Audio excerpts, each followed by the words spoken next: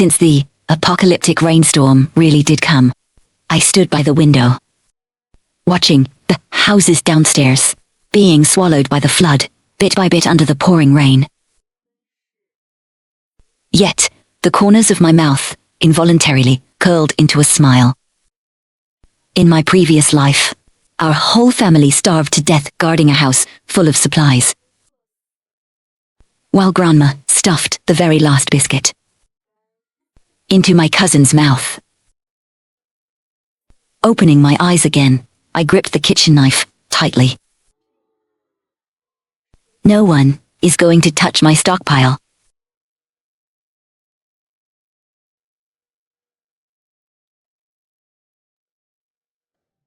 My family owned a small supermarket. When the apocalypse hit in my last life, Dad emptied all the supermarket shelves into our 10th floor apartment, a full 15 tons of supplies.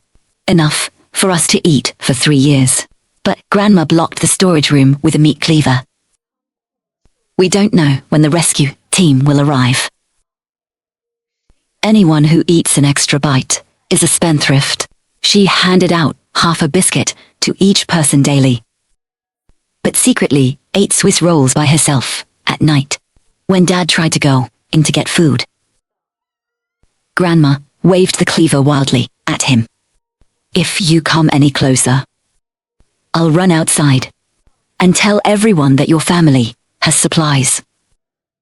Just when my family was on the brink of starvation, my uncle's family arrived. Grandma hugged my cousin, calling him her sweet darling. Grandma finally waited for you to come. Look, my good grandson. Look at all these things. You can eat as much as you want. Grandma smiled warmly and opened a can of yellow peaches for him. Eat slowly. There are 30 more boxes in the storage. Mom, this wretched girl hasn't died yet, Uncle said. Then I'll help her out, so she doesn't waste our rations. Uncle stepped heavily on my stomach. Just like that, earth by them. But Grandma and Uncle's family survived on our stockpile until the National Rescue Team arrived.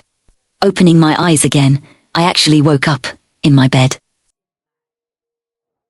I quickly turned on my phone.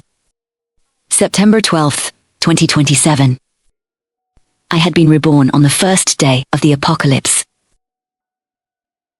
There were exactly 28 days left until our family was starved to death by Grandma. Before I could even process it, the next second, Grandma grabbed me by the ear and dragged me out of bed. The old woman's spit flew right into my face. You lazy bones. Not helping to move goods on a rainy day. Are you expecting your dad to feed a freeloader? Suddenly, Mom rushed out and slapped Grandma across the face. The old woman staggered, slammed into the doorframe, and her dentures flew right out. She stared in absolute disbelief, only to see Mom pointing at her nose, cursing. You old beast. If you dare touch my daughter again, I will send you to meet your ancestors right now. Mom had been reborn too. Grandma was furious, her finger trembling as she pointed at Mom.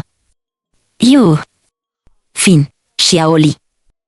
Just wait till Dion gets back, you'll see. My heart and Mom sank instantly. Because Dad was a foolishly filial son. In the last life, if he hadn't blindly listened to Grandma,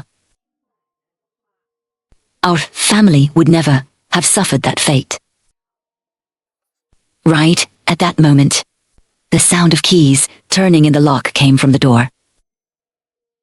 Mom held my hand and we walked out together. Just in time to see Dad, his face covered in rain. Grandma immediately started crying and complaining. You're finally back. If you hadn't come back, this mother and daughter would have killed me. Look at me back. Your wife is truly vicious. She hit me on purpose just now, even pushed me into the doorframe. Mom and I stared intently at Dad. But he didn't act like he used to, scolding Mom and me in front of Grandma. Instead, he remained completely silent, glaring deadly at Grandma. Grandma found it strange too. She stopped howling and looked at Dad. Could it be that Dad was reborn too?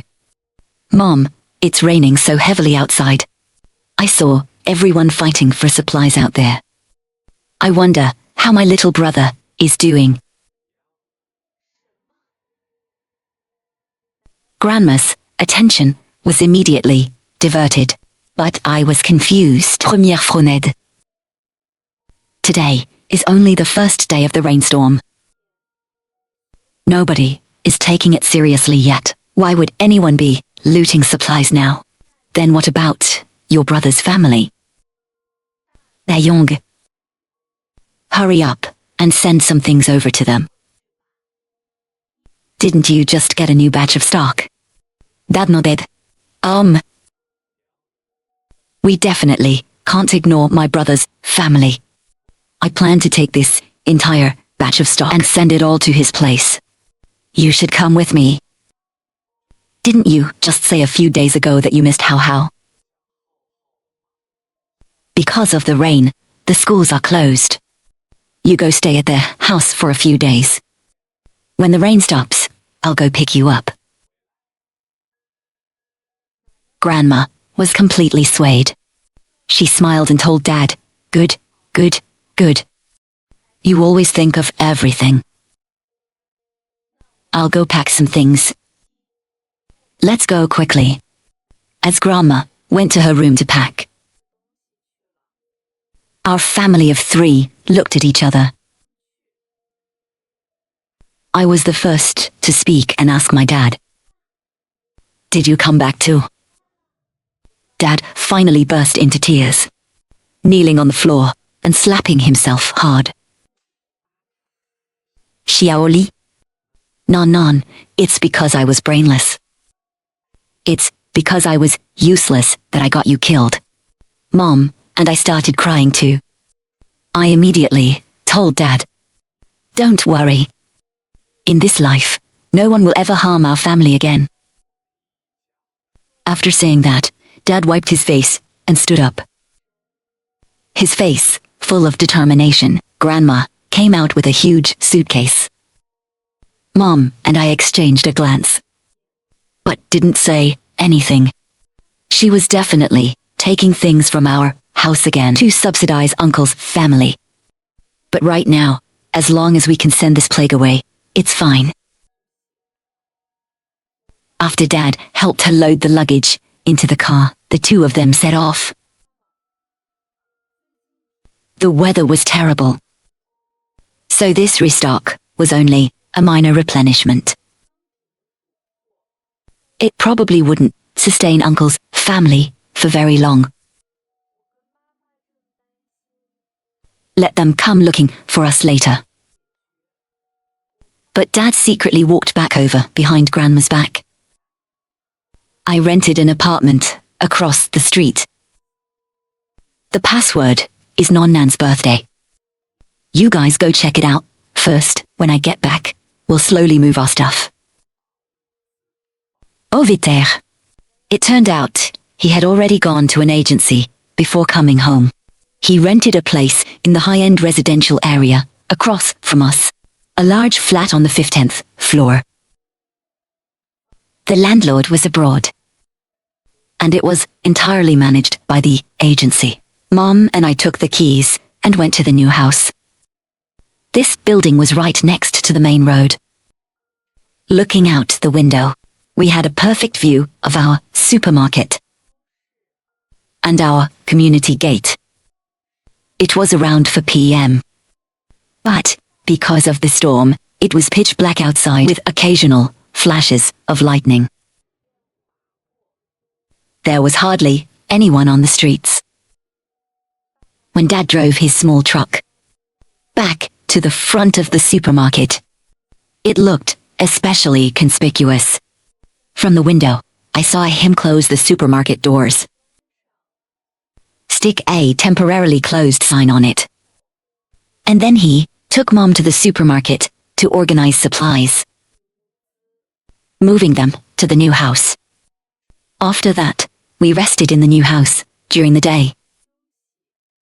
and started moving supplies at night. We filled the entire place up. This high-end community had one elevator per apartment, and the occupancy rate wasn't high. For this whole week, we didn't run into a single neighbor. Dad said he specifically rented an apartment here, not just because it was close to the supermarket, for another reason too. The building materials here are top-notch and incredibly sturdy, preventing any break-ins or robberies. Even the glass of these floor-to-ceiling windows is bulletproof. This way, we wouldn't need to do any noisy renovations to secure the house, which would only attract unwanted attention. I nodded in agreement. By secretly moving in like this and keeping the lights off at night, others wouldn't easily realize that someone was living here. After, we split up to buy some knives, a hammer, self-defense tools, binoculars, and other protective gear, along with various medicines and vitamins. We stopped going out. By this time, it had been pouring for over 10 days. The city's drainage system had long been overwhelmed. The first floors began to flood. Ordinary people finally realized something was wrong and started braving the rain to hoard supplies frantically. On the television news, it was all reports of supermarkets being completely cleared out. Day 13 of the rainstorm. The water had already submerged the fire hydrants. Convenience store shelves were long empty. Women were physically fighting over half a box of instant noodles. The TV continuously broadcasted supply shortage alerts. And right at this moment, Grandma's phone calls exploded like a death sentence. Dae-young, we've been out of food here for 3 days. Your brother is so hungry, he's drinking toilet water. You immediately bring all the supermarket supplies over. And bring 30 boxes of instant noodles too. Do you want me and your brother to starve to death? Her booming voice pierced from the phone, stinging our eardrums. Mom, when you left on the Vinci, that little brother had enough food to last half a year. The sound of smashing plates came from the other end. My cousins, screaming and crying for braised pork, pierced the air. I want wagyu, durian, and braised pork. You unfilial son. Now, you won't even listen to your own mother. Before she even finished speaking, Aunt whispered beside her, Mom, tell them to send more. They can't finish it all anyway. Uncle chimed in too. Yeah. Bro. You couldn't bear to watch how go hungry, right? I almost laughed out of anger. Mom turpale. From their absolute shamelessness.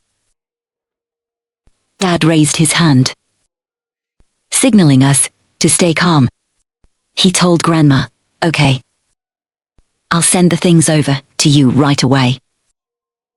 Dad hung up the phone. As soon as the call ended, Mom completely exploded. Zongdaeyong. How much longer are you going to play the filial son? In our past life, they killed Non. And our whole family. Have you forgotten? But Dad smiled. Zhao Li, what are you thinking?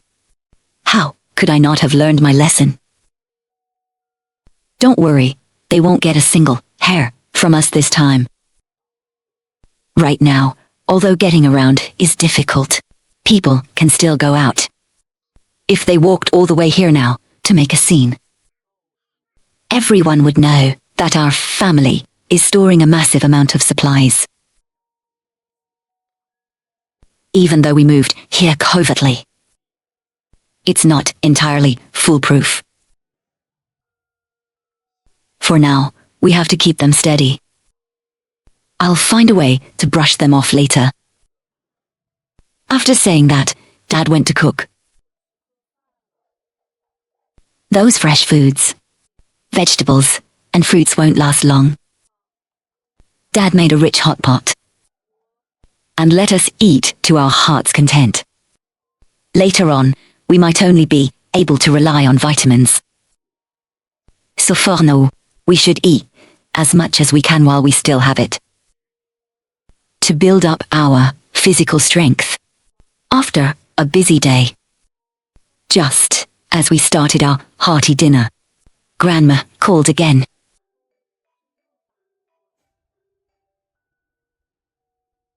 Dad walked over to the window, opened the curtain slightly, and let the roaring sound of the storm into the room. Before answering the phone, Dayoung, where are you? Why is it taking so long? Dad held the phone close to the window, so the rain would sound even louder. He spoke with a panicked tone. Mom, it's no good. The water is too deep. I can't move at all. What? Then what do we do? Uncle started cursing loudly on the other end. Damn it, bro. Are you doing this on purpose? Dad sneered silently, but replied, don't worry. I'm looking for a place to fix the car right now. If the water isn't too deep on your end yet, go out and buy some supplies yourselves first. Hold on for 2 more days. I promise I'll get the stuff to you. On scrimed. What? You want us to spend our own money? Do you know how expensive things are outside now? You know our family's financial situation. Besides, Mom is living here now. That's an extra mouth to feed. Dad's chest heaved with anger. Iringti. How dare they say that? How much could an old woman possibly eat? Besides, her pension over all these years had all been used to subsidize their family. He took a deep breath and said kindly, I have no other choice, either. If you're short on money, I'll transfer some to you. Hearing this, they immediately agreed. Grandma even emphasized, Dayoung, you must transfer more. Things are expensive now. And your brother is under a lot of pressure. Dad replied irritably. Got it, I'll transfer 10,000. Click. Dad hung up the phone. I stepped forward to comfort him. Itegates fin. Money is just a number now. Even if they have all the money in the world, it's useless if they can't buy supplies. Day 21 of the rainstorm. The water level was at 14th floor. TV signals and power were out. The only source of information was the sporadic SOS messages in the neighborhood group chat. Building 13, room 402. An old man has a high fever, begging for antipyretics. Is anyone there? My child hasn't drank water for 2 days. Mom scrolled her phone screen, her fingers turning pale. Should we spare a little medicine? No. Dad and I said in unison. Memories from our past life sharply pierced our minds. Mom had once secretly given a neighbor half a box of antibiotics. The next day, that family brought axes to smash our door. Have you forgotten how Auntie Wang died? Her daughter had cried, saying her wound was infected. And the result? That wound was fake. Just to trick us into giving them our alcohol. When the apocalypse hits, human nature is the least reliable thing to test. Everyone is left with only one goal. And that is to survive. Dad reminded us. From today onwards, we don't open windows during the day. At night, we only open a crack for ventilation. Try to avoid using open flames. We'll use the induction cooker to boil food. Mum looked deeply worried. According to this timeline, water and electricity will be completely cut off the day after tomorrow. It will probably become even more chaotic outside. We need to be extra careful.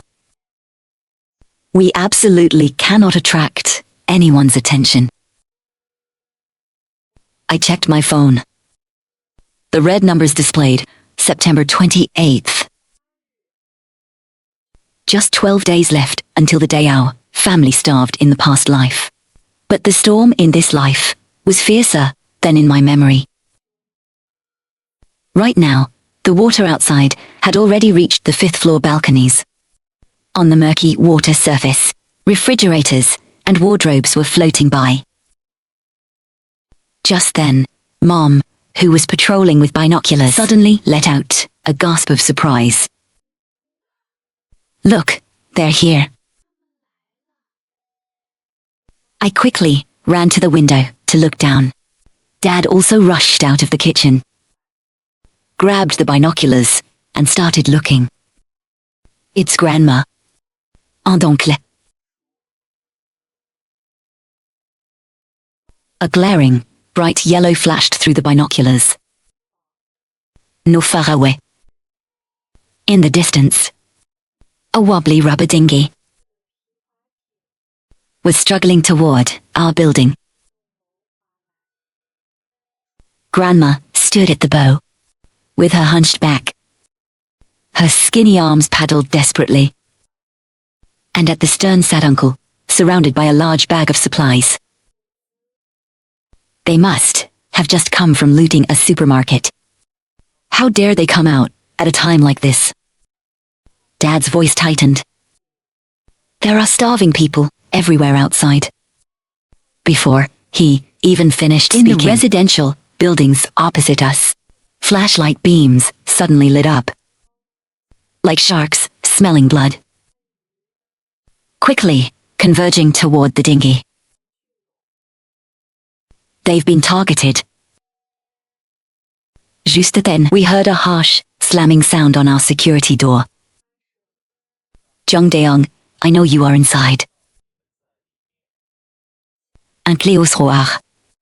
Mixed with the rain outside. The iron door was pounded loudly.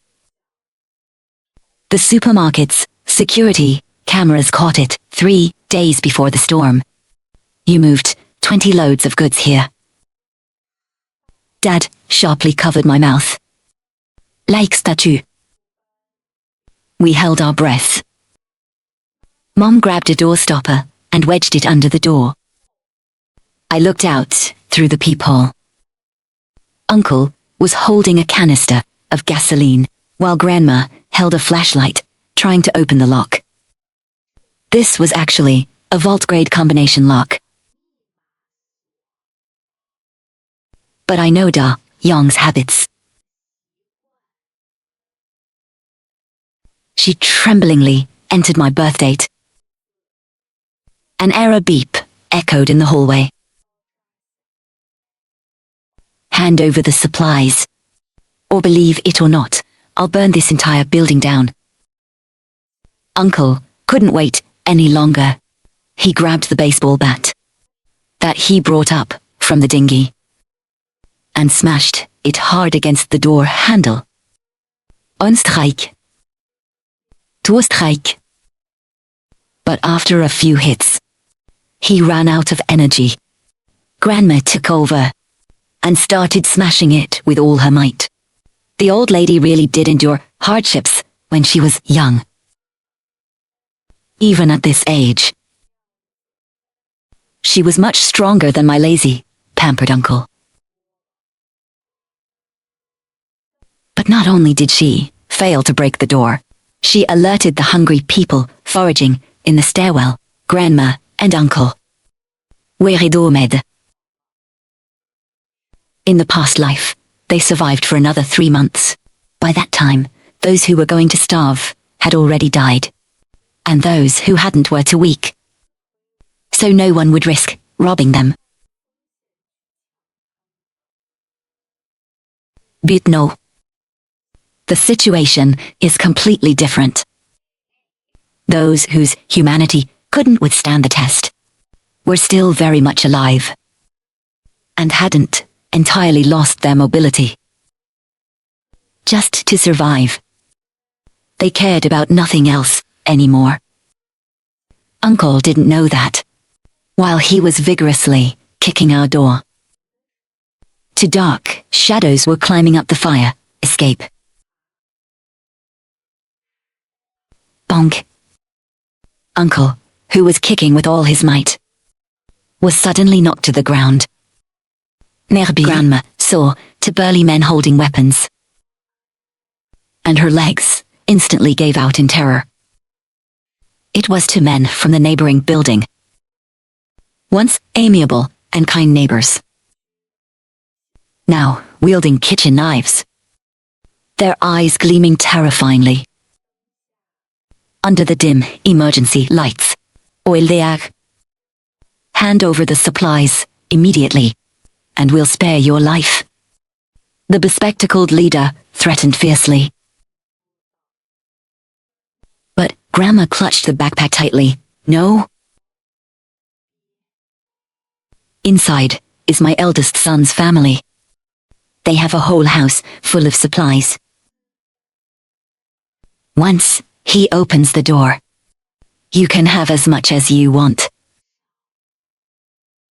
She then yelled towards the apartment. Dayong. Open the door, quickly. Give them some supplies. Are you just going to watch us die? We all held our breath and didn't make a sound. After waiting a while and seeing no movement inside, they lost their patience. Old bitch, you're bluffing us, aren't you? With that, he swung an axe down, and Grandma instantly fainted. Just at that moment, Uncle suddenly woke up. He acted quickly, grabbed the backpack, and turned to run downstairs. But my pampered, lazy uncle was no match for these brutes. He barely went floor landing when the two men jumped down from the fire escape and blocked his path. Hand over the stuff. The man with glasses smirked, pointing his knife at Uncle's bulging backpack. Uncle turned deathly pale, took 2 steps back, suddenly threw the backpack aside. The next second, the 2 blades slashed down simultaneously. His fat body collapsed to the ground, blood flowing down the stairs like a little crimson stream. The man with glasses bent over to pick up the bag, weighed it in satisfaction, and was just about to leave when he heard a soft, clicking sound behind him.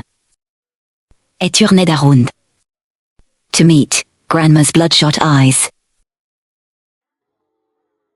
The old lady crawled down the stairs with a rusty pair of scissors in her hand and fiercely lunged at him. The accomplice of the man with glasses, seeing the situation go south, quickly grabbed the secured supplies and fled in the chaos. You! Qu'il est demi-son. She plunged the scissors deep into him. The man with glasses screamed and with a backhand strike, stabbed Grandma in the chest. But the old lady hugged him tightly, her teeth biting into his shoulder, forcing him to roll down the stairs with her. Uncle's body lay in a pool of blood, while Grandma leaned against the corner, still clutching those scissors tightly in her hand. I looked at Dad. He was expressionless, just letting out a very light sigh. He stared out the window silently for a long time, then wiped his face and said, "Nothing to see here. I'm going to sort out those vegetable pots." Mom and I watched his back, and together we sighed deeply. Blood is thicker than water, but since the elders were unkind first, they can't blame us for being unfilial. Hearts are made of flesh. Only true sincerity earns sincerity in return. 100 days later, the rain stopped. The water level began to drop. Sunlight suddenly pierced through the clouds. I lifted a corner of the blackout curtain. In the distance, the faint sound of motors could be heard. Dozens of assault boats approached, and a clear voice from a loudspeaker announced, "The National Rescue Team has arrived. Survivors, please gather on the rooftops." Mom, Dad, and I wept tears of joy. No one cared about what happened to Aunt and Cousin How. We all knew deep down. A defenseless woman, dragging along an ignorant child, isolated, without many supplies. Waiting for them was only a dead end. 3 years later, I stood in the rebuilt supermarket. Premier. The news said this flood was caused by sudden climate change. But I knew the truth. On those late nights of pouring rain, humanity finally paid the price for its greed. Mom walked over carrying the little girl from next door. The child pointed at the canned yellow peaches on the shelf. "Be good, let's go home and eat fresh ones." I smiled and kissed her milky-scented cheek. The sunlight outside was perfect, reflecting the tomatoes Dad planted on the balcony. Europe is a fire that will never extinguish.